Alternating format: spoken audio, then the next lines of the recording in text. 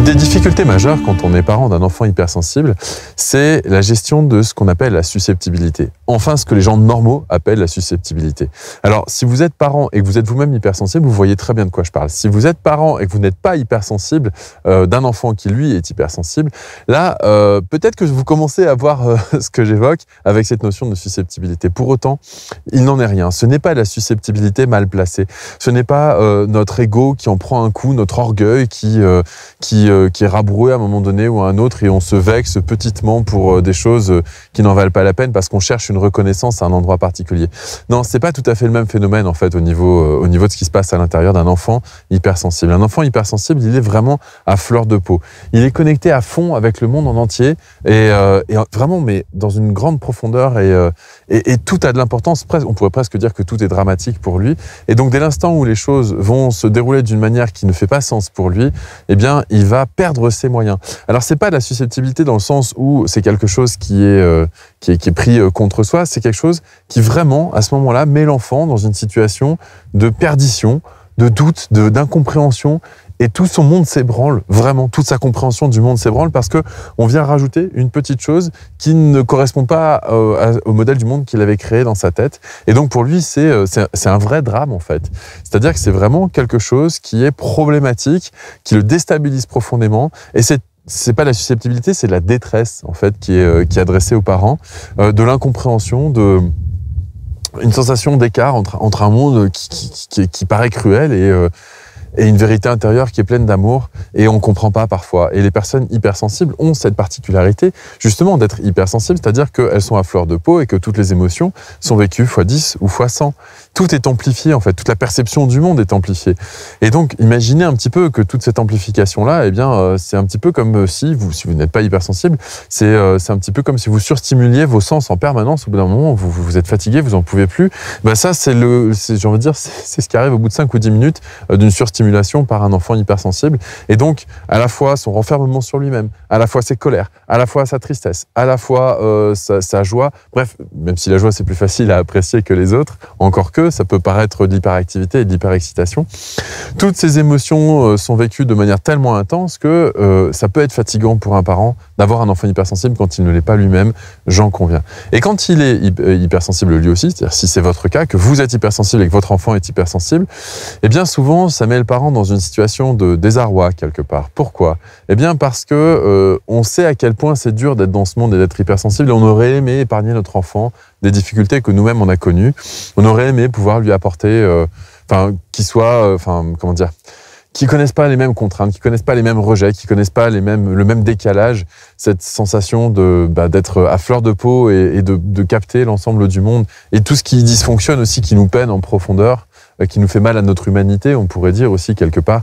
Eh bien tout ça, on aurait aimé pouvoir lui épargner. Et en même temps, j'avoue, il y a aussi cette petite satisfaction de se dire que au moins notre enfant nous comprendra et on sera pas seul au monde. Alors, le revers de la médaille, quand on a cet aspect-là, eh bien, c'est de considérer l'enfant comme étant une des seules personnes au monde digne d'amour, en tout cas d'amour véritable, d'amour ouvert, d'amour authentique.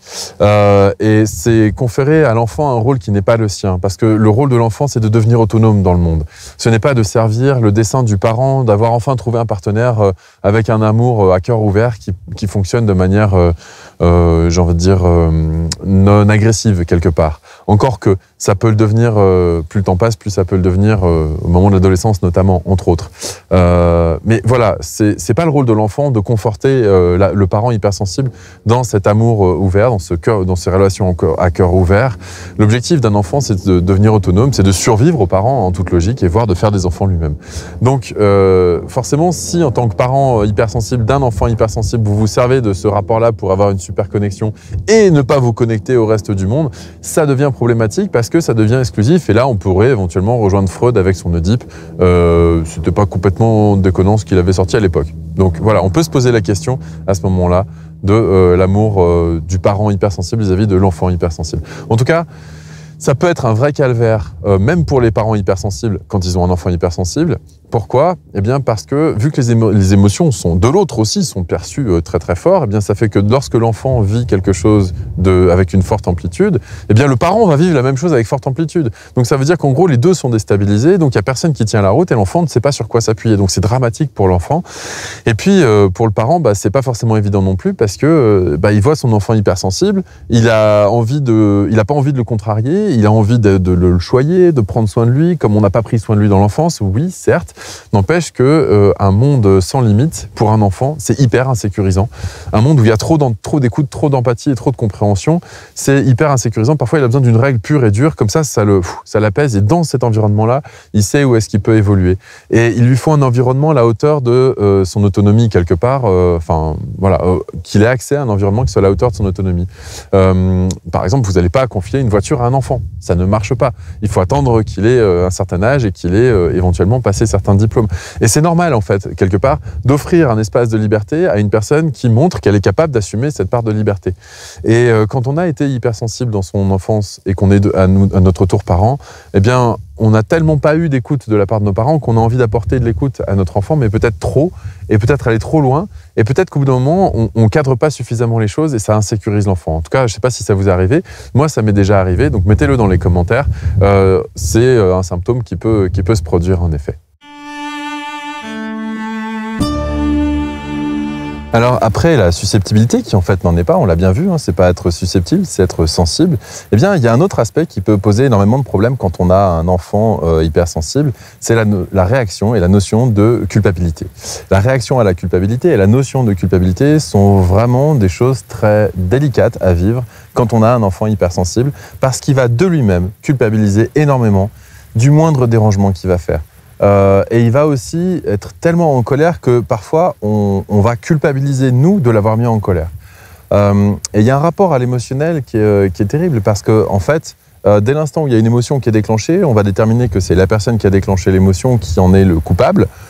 Et donc on va rentrer dans du triangle de Karpman en permanence, puisque qui dit coupable dit bourreau dit victime dit sauveur, et donc dit triangle de Karpman. Donc quand on est dans une relation avec un enfant hypersensible, eh bien il y a cette difficulté de la réaction à la notion de culpabilité.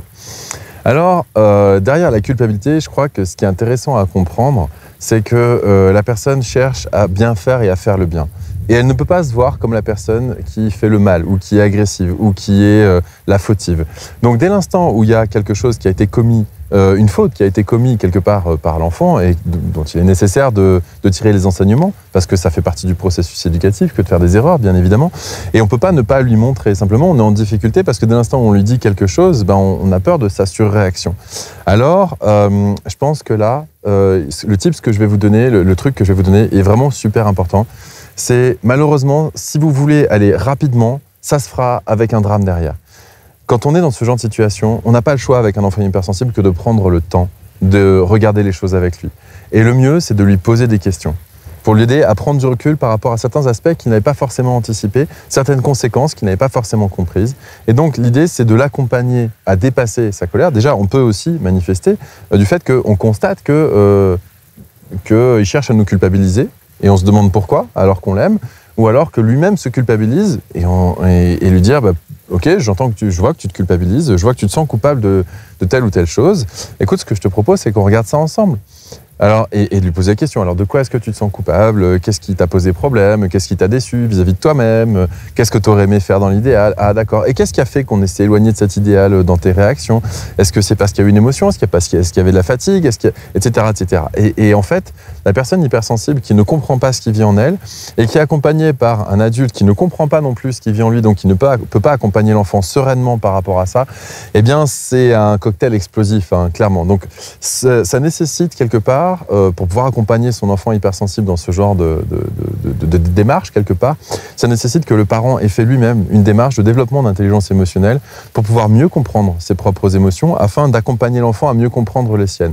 Parce que, vu l'amplitude qu'elles ont, si on ne comprend pas les émotions, si on ne comprend pas à quoi elles servent, pourquoi elles sont là, comment est-ce qu'elles arrivent, et qu'on a l'impression de les subir en permanence, eh bien, forcément, quand on va voir l'enfant débordé par une émotion, on va avoir l'impression qu'il l'a subi aussi, et on va se sentir démuni pour l'accompagner vers plus de sérénité. Alors que si jamais en tant que parent on a travaillé son intelligence émotionnelle et qu'on voit son enfant dans le désarroi, on va pouvoir y aller sans faire semblant, sans être perméable de trop à son humeur, c'est-à-dire faire la différence entre l'empathie et la compassion.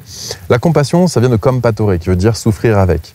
Alors que l'empathie, c'est la même origine que sympathie, c'est-à-dire qu'on va se mettre en résonance avec l'enfant, avec son émotion, mais sans forcément considérer que c'est la sienne. C'est-à-dire qu'on ne va pas se laisser envahir par cette émotion-là, mais on va la comprendre. On va la comprendre, c'est-à-dire qu'on va sentir ce que l'enfant est en train de vivre et on va pouvoir l'accompagner de manière juste par rapport à ce qu'il est en train de vivre, tout en lui demandant systématiquement, si on est bien sur la bonne longueur d'onde, de lui demander vraiment régulièrement ce qu'on appelle des pings en informatique, c'est-à-dire de lui demander, voilà, est-ce que voilà, tu es toujours d'accord avec ça? Est-ce que du coup, c'est vrai, tu vois les choses comme moi, je suis dans l'erreur, peut-être je me trompe, je suis peut-être dans l'interprétation, est-ce que c'est plus subtil que ce que je viens de t'énoncer, etc., etc. Lui faire parler de lui, finalement, va éviter qu'il se renferme sur lui-même en situation de culpabilité ou de culpabilisation.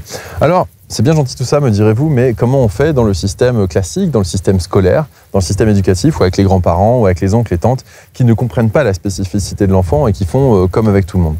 Eh bien, j'ai envie de dire, là, ce qui est intéressant, c'est de discuter avec l'enfant et de lui expliquer comment fonctionnent les autres et comment lui il fonctionne différemment, et de dire que les autres ont besoin de ce fonctionnement-là, et comme il fait partie du groupe, il aura aussi ce fonctionnement-là, mais que ça n'a pas la même portée qu'à la maison, par exemple. Qu'il ait un espace où il sache qu'il pourra se confier, il pourra aussi raconter éventuellement ses déboires émotionnels au moment de la scolarité, par exemple, ou de l'autre système éducatif auquel il aura été soumis, par exemple. Et je pense que vraiment ouvrir la parole à l'enfant et lui permettre de nous dire des choses, même des choses désagréable pour soi. C'est-à-dire, on peut très bien, quand nous on culpabilise d'avoir posé un acte par énervement, par agacement, parce qu'on a des responsabilités d'adulte et qu'on a posé une limite trop franche et trop brutale à notre enfant qui est hypersensible, eh bien, au lieu de s'excuser auprès de lui pour essayer de redorer notre propre image dans son regard, le conseil que je pourrais vous donner, c'est à lui poser la question de comment il a vécu. Est-ce qu'il a trouvé ça injuste? Oui. Est-ce qu'il a trouvé ça exagéré? Oui. Est-ce qu'il a compris ce qui fait qu'il y a eu cette réaction-là? Non.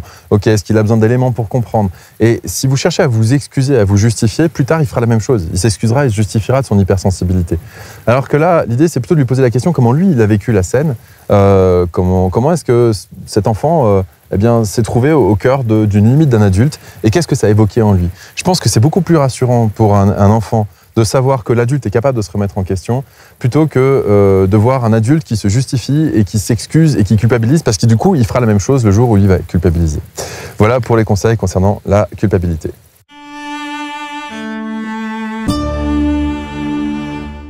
Un autre paramètre qui peut paraître délicat lorsqu'on a un enfant hypersensible et qu'on est soi-même éventuellement hypersensible ou pas, c'est la notion de fuite. C'est-à-dire que lorsque l'enfant est contrarié, il va avoir tendance à se renfermer dans sa coquille, à retourner dans son monde, à y rester longtemps.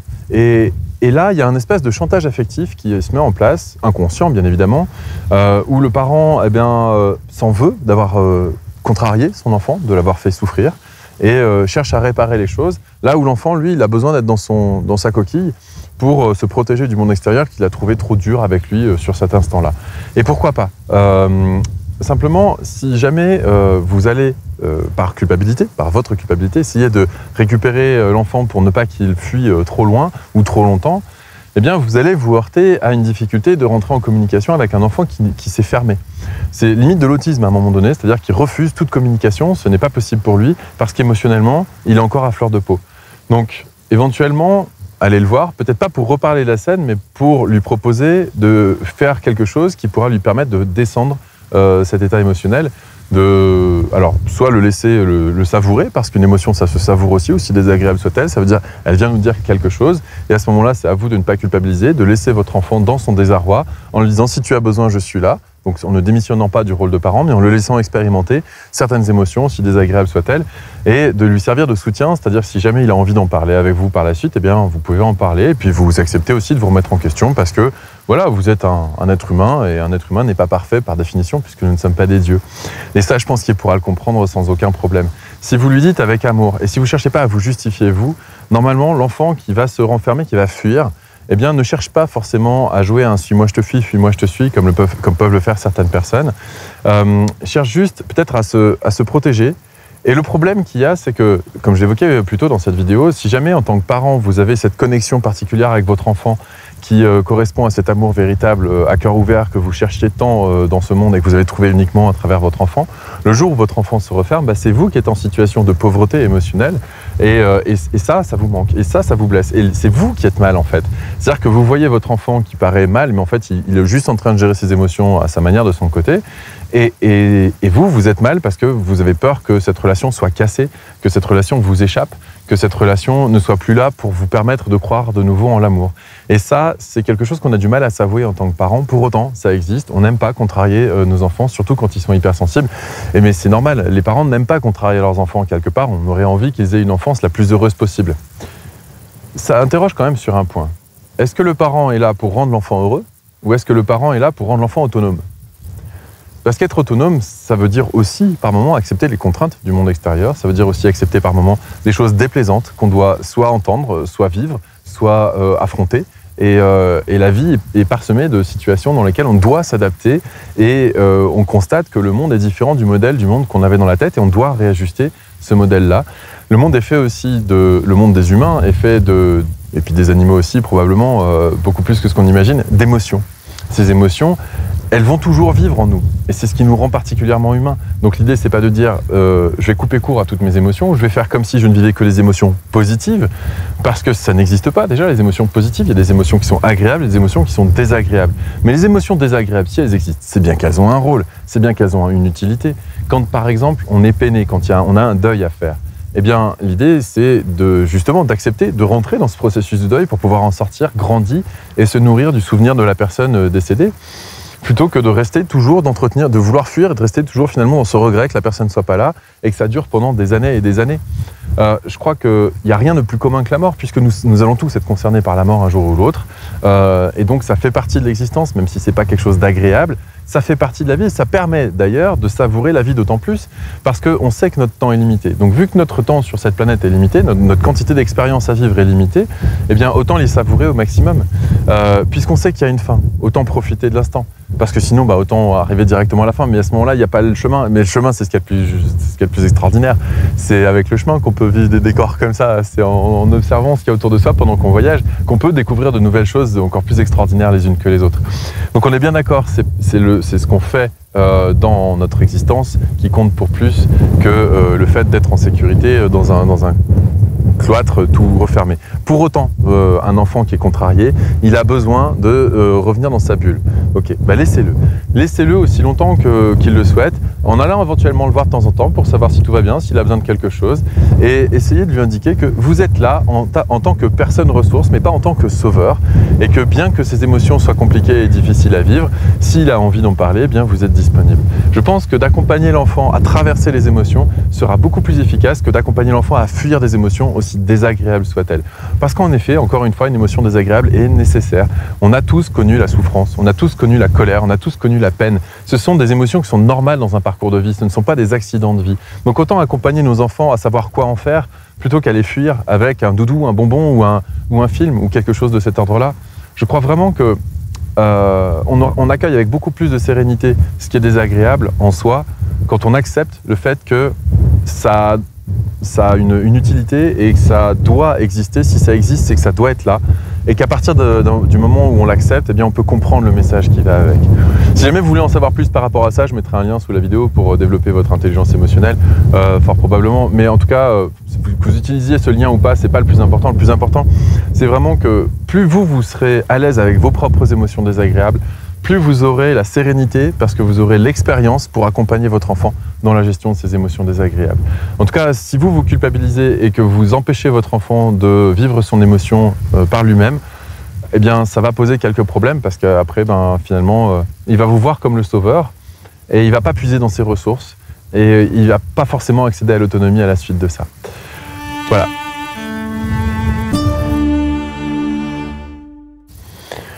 Quand on a un enfant hypersensible, on se pose forcément la question de l'insertion sociale. Parce que nous-mêmes, si on a été hypersensible, eh bien on a eu des difficultés. Ou si on ne l'a pas été, on voit que notre enfant a des difficultés au niveau de l'insertion sociale, au niveau du fait de se faire des amis, au niveau du fait de pouvoir s'insérer dans un groupe, parce que les codes sociaux du groupe ne sont pas forcément toujours compris par la personne hypersensible, et puis parce qu'elle cherche toujours, comme on l'a dit dans plusieurs des vidéos que je propose, à essayer d'apporter des solutions là où les autres n'ont pas forcément demandé grand-chose.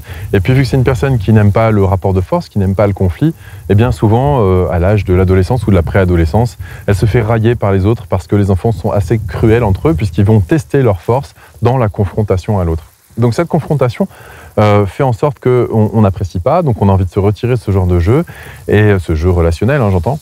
Et donc du coup, ça peut poser un problème d'insertion sociale parce que, dans le travail, plus tard, on a besoin de savoir gérer des rapports de force avec des collègues qui ne sont pas forcément bien intentionnés, avec des chefs qui sont dans un abus de pouvoir, avec un rapport à l'argent et un rapport à la reconnaissance qui n'est pas forcément là, ou ce genre de choses. Bref, on peut certes créer un environnement familial adéquat pour permettre à nos enfants de grandir avec leur hypersensibilité, mais ça va poser un problème, puisque une fois qu'ils seront dans le monde, si on ne les a pas suffisamment préparés, qu'on les a trop protégés au sein du foyer familial, ils vont avoir des grosses difficultés d'insertion sociale, ils vont avoir des grosses difficultés pour se faire des amis, des grosses difficultés pour trouver du travail.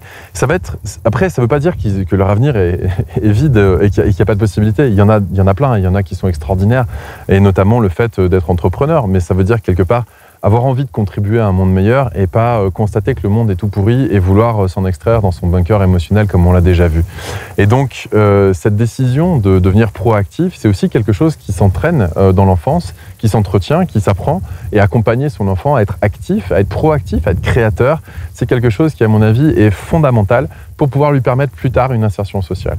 Et puis, peut-être aussi le préparer, même si vous n'avez pas envie de ça, parce que le problème, il vient aussi de cette relation fusionnelle entre parents et enfants hypersensibles, et c'est un vrai problème, parce que si jamais vous n'êtes pas dans une relation fusionnelle, mais que vous voulez accompagner votre enfant à l'autonomie, vous allez quelque part lui expliquer que le foyer dans lequel il se trouve à l'heure actuelle, il ne sera pas définitif. En tout cas, tout dépend de l'âge de l'enfant, mais il ne sera pas définitif, et qu'à un moment donné, l'objectif, c'est qu'il devienne autonome. Donc, qu'il puisse créer son propre foyer, son propre système, avec son propre écosystème social, avec ses amis, avec des gens qui l'entourent, avec des collègues, avec des activités diverses et variées pour pouvoir équilibrer ses besoins corporels, ses besoins relationnels, ses besoins psychologiques, etc., etc. Et donc, d'expliquer à l'enfant que là, pour l'instant, on le prépare dans un environnement sécurisé, et qu'il y aura de toute façon des immersions à faire dans des milieux moins sécurisés pour apprendre petit à petit. Alors, bien sûr, petit à petit, étape par étape, créer un milieu sécurisant dans le foyer familial, à mon avis, c'est déjà énorme comme travail à faire. Et ensuite, l'accompagner petit à petit à aller vivre des expériences sans la protection des parents, sans l'ingérence qu'on peut faire par maladresse aussi, ou alors par recherche de fusion. Et je crois que finalement, si les enfants hypersensibles ont du mal à trouver leur place dans le monde, c'est bien plus souvent en raison du fait que le parent a du mal à laisser partir cet amour à cœur ouvert, si agréable, il faut dire ce qui est, qu'on a avec l'enfant. Eh bien ça, on a du mal à en faire le deuil, et on va se sentir seul après. Et quelque part, inconsciemment, et je dis bien inconsciemment, il y a une forme de culpabilisation où l'enfant va culpabiliser tout seul parce qu'il va se rendre compte que s'il n'est plus là, vous allez être malheureux ou malheureuse. Donc, il ne va pas oser partir alors qu'il en aurait vraiment envie, mais il n'osera pas vous le dire parce qu'il ne veut pas vous blesser, etc., etc., etc. Donc vraiment, je pense que la notion d'insertion sociale, c'est fondamental parce qu'on vit dans un monde en interaction avec les autres, on est en interdépendance, on a tous besoin les uns des autres, et même si on cherche à se retirer du monde, à un moment donné, on va avoir besoin les uns des autres pour nous faciliter la vie, par exemple, à moins de vivre comme les Amish, mais sinon on va avoir besoin d'un moteur à essence, on va avoir besoin d'électricité, on va avoir besoin de ceci, on va avoir besoin de cela. Alors même si on construit des maisons passives et qu'on essaie de sortir toute l'ingéniosité du monde possible et inimaginable, à un moment donné ou à un autre, on va avoir besoin des autres pour produire les matériaux, pour produire les ressources, les énergies, etc., etc. La nourriture aussi, éventuellement, pourquoi pas, même si ça, on peut le produire par soi-même, éventuellement. Mais à un moment donné, à moins de re-rentrer dans une ère dénuée de toute facilité, on va dire, technologique, donc comme les Amish le proposent, à moins de rentrer dans cette vision-là, on va forcément être en interdépendance avec les autres. Et moi, j'ai envie de dire que c'est plutôt intéressant parce que ça nous oblige à dialoguer avec des personnes qui sont différentes de nous, et donc on va pouvoir s'enrichir grâce à cette différence plutôt que d'être reclus dans son coin et finalement de tourner dans ses propres modes de pensée, sa propre façon de faire. Je crois que l'ouverture aux autres, aussi dérangeante soit-elle, est gage de sagesse au final, parce qu'on peut s'enrichir de la différence. On peut constater la différence, constater qu'elle nous dérange aussi, pourquoi pas, et puis finir par s'enrichir. Et donc essayer d'accompagner l'enfant à travailler sur ses observations de ces différences, ses incompréhensions, et éventuellement lui permettre d'avoir un espace dans lequel il peut évacuer tout ça, pour lui permettre par ailleurs de développer des relations sociales, on va dire, plus sereines, plus apaisées, et finalement lui garantir qu'au moins, même si ce n'est pas sa tasse de thé, quand il sera dans le monde des adultes et qu'il aura besoin d'une adaptation sociale, il saura faire. Même si c'est au prix d'un énorme effort, il pourra le faire. Il pourra éventuellement singer les mimiques s'il est Asperger, par exemple. Il pourra éventuellement faire un travail colossal d'analyse de ce qu'il doit dire, ce qu'il doit faire, comment il doit machin. Donc ça peut être très fatigant pour votre enfant plus tard, certes. Mais en tout cas, le faire avec parcimonie pour ne pas être complètement isolé et ensuite aller se reposer chez lui, pourquoi pas. Mais vous voyez qu'on trouve toujours un moyen de s'arranger avec sa spécificité pour surtout penser aux besoins d'insertion sociale. C'est un vrai besoin. On vit en interdépendance, on vit les uns avec les autres. Et dans les moments difficiles, c'est agréable d'avoir quelqu'un quand même. Je crois qu'on ne peut pas dire le contraire. D'avoir quelqu'un qui nous soutienne, quelqu'un qui nous comprend, quelqu'un qui nous aide à voir les choses autrement, à changer de point de vue. Comme je le dis souvent, je crois que c'est quasiment impossible de changer de point de vue depuis son propre point de vue. Il nous faut le point de vue de quelqu'un d'autre. Il faut qu'on interagisse. Il faut qu'on puisse lire des livres, qu'on puisse écouter des vidéos, qu'on puisse discuter avec des gens. Quel que soit le média par lequel ça passe, un point de vue extérieur va nous permettre de faire grandir notre propre point de vue. Et c'est nécessaire pour tout individu parce qu'à un moment donné, quel que soit le cerveau que cette personne a, elle va être confrontée à ses limites de pensée, à ses biais cognitifs, à ses limites émotionnelles. Et pour pouvoir repousser ces limites et apprendre à fonctionner autrement, et on a forcément besoin des autres. Et on est des êtres sociaux et on a besoin d'échanger avec l'autre pour pouvoir grandir. Donc apprendre à son enfant que c'est un besoin, que c'est nécessaire, que lorsque ça bouscule, eh bien, on peut le travailler éventuellement sur le sens des émotions qu'il ressent pour ensuite l'accompagner petit à petit, pas à pas, à sortir du nid, du cocon protecteur qu'on lui a fabriqué, parce qu'un enfant hypersensible trop protégé est incapable d'aller dans le monde. De la même manière qu'un enfant hypersensible trop bousculé va être incapable d'aller dans le monde plus tard. Et donc, c'est pas évident en tant que parent de trouver le juste curseur entre les deux. Et rien que pour ça, je vous souhaite bon courage.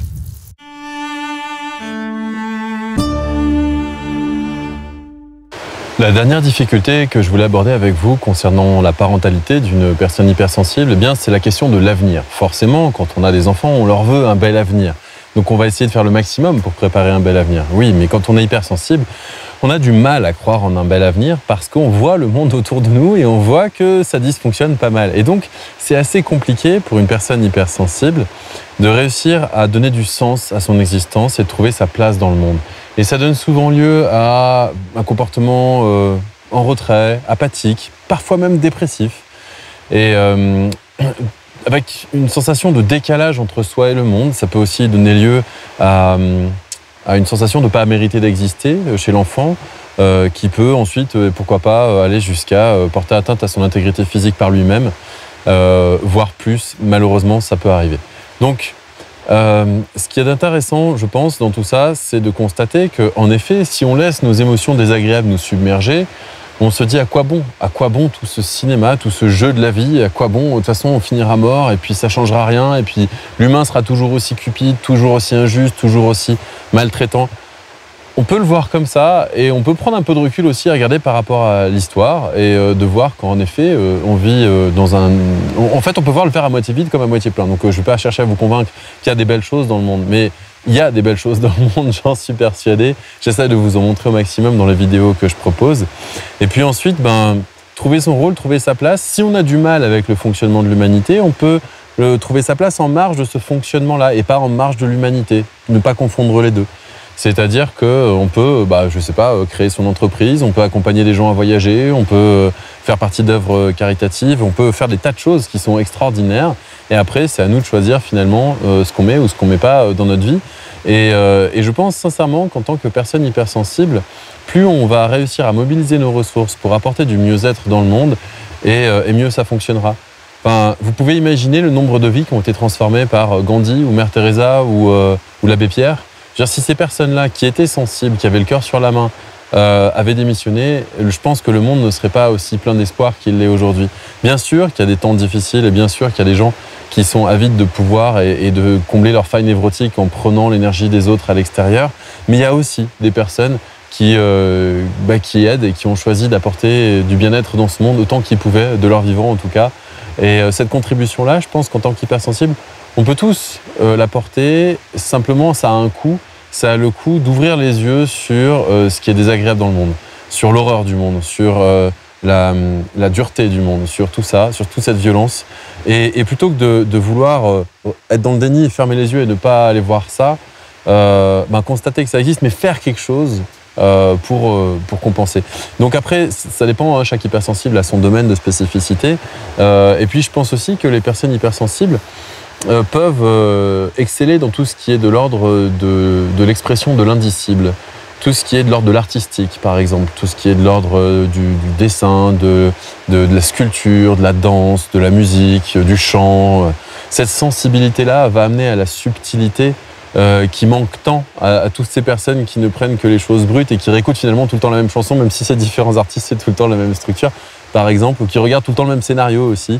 Je ne sais pas si vous avez remarqué, comme ça, il y a des films hollywoodiens, c'est exactement le même scénario, transposé d'époque en d'autres, etc. Bref, voilà, plutôt que de voir tout le temps la même histoire, eh bien, on peut créer notre propre histoire, avec notre propre sensibilité. Et j'ai envie de dire que ce serait presque dommage que les personnes hypersensibles n'apportent pas leur contribution au monde. Parce que s'il y a des personnes hypersensibles, c'est parce qu'elles ont un rôle à jouer dans notre monde. J'en suis persuadé.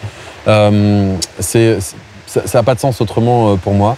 Bien sûr, ce ne sont pas elles qui ont le pouvoir. Bien sûr, ce qu'elles feront ne sera peut-être pas énorme par rapport à ce qu'a fait le reste de l'humanité. Et pour autant, je peux vous assurer qu'il y a des vies qui ont été sauvées grâce à des chansons. Il y a des gens qui sont joués au suicide et qui, en entendant certaines chansons, ont carrément changé de prise de position. Il y a des films qui ont sauvé des vies aussi. Il y a l'art et la créativité et la subtilité peuvent apporter tellement à ce monde, qui en a tellement besoin et qui en manque cruellement. Vu qu'il en manque cruellement, si nous on ne l'apporte pas et si on n'enjoint pas nos enfants à apporter la leur au monde et qu'on ne les encourage pas à le faire, qui le fera ?